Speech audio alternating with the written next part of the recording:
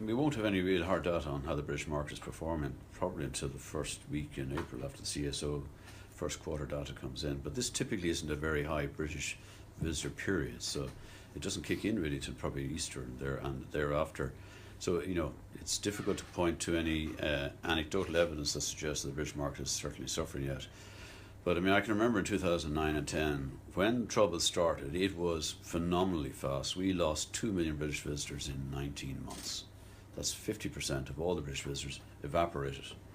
And just so a bit of context around that, 10% decline in British visitor numbers is about 6,000 jobs gone. It's about 140 million euros. So 20% would be double that, and so on. So very quickly you'd see the implications of a difficult Brexit would be very harmful for tourism. The call for the money, it should be invested in tourism. Every tourism euro generates 24.5 in tax return to the exchequer. The 9% VAT rate has doubled. The take has doubled since the VAT rate was reduced from 13.5 to 9%. So of all the sectors, the payback for the government is quite significant, and it's been proved that the multiplier for every euro spent in marketing has a huge effect for the government, both in terms of jobs growth and tax performance. And it's a very good sector in terms of regional spread and regional jobs. It's one of the very few industries that can actually provide long-term sustainable jobs in the likes of Kerry or Donegal or Longford. Very few other industries can actually reach parts of the country that tourism can reach. Foreign direct investment isn't necessarily going to set up a new manufacturing plant outside of an urban area, whereas tourism can actually provide those long-term sustainable jobs. It can't be offshored, it can't be outsourced, it's here to stay. And there's a lot of external factors that impact on tourism, both in a positive and a negative way. Brexit is one of those factors that we think will impact on tourism in a negative way. We do expect the British market to soften this year. What we have to ensure is that we manage what can be managed, and we invest in our sector and make sure that the impact of Brexit is as minimised as possible.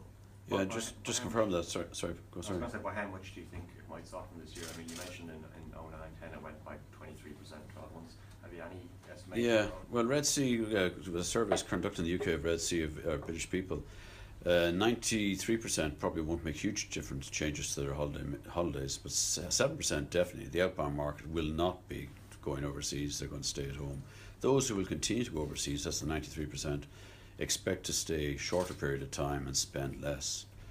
So that means less nights away, or consume things in the cheaper range, so they may go Airbnb and that sort of thing. And that would be obviously have an impact certainly on our goods and services right across the tourism sector. So does that mean so far you haven't, even with the weakening starting, you haven't had any impact at this point so far? If you look at the CSO figures are just out for the month of January, so we don't have an awful lot to deal with, but the British market is flat, whereas the other markets have grown fairly considerably, but the British market is flat. But anecdotally, from talking to tourism businesses, particularly in the border regions and some Dublin businesses, they've seen an impact in the spend of British visitors. So remember, there's the volume in terms of how many British people are coming to Ireland, but it's also what do they spend on the ground while they're here. As Paul mentions, do they stay in 4-star hotels or do they stay in 2-star hotels or the equivalent? Do they go to nice restaurants or do they go to cheaper restaurants or restaurants offering a different value proposition?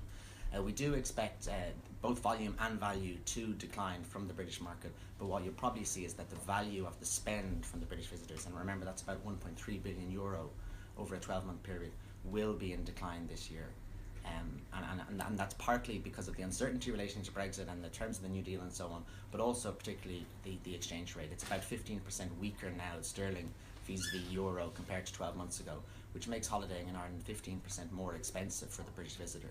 So it's incumbent on us as an industry to offer as good value for money and be as competitive as possible, but also it's incumbent on the state to be as competitive as possible and not apply any additional tax or regulatory burdens on the industry at this vulnerable time.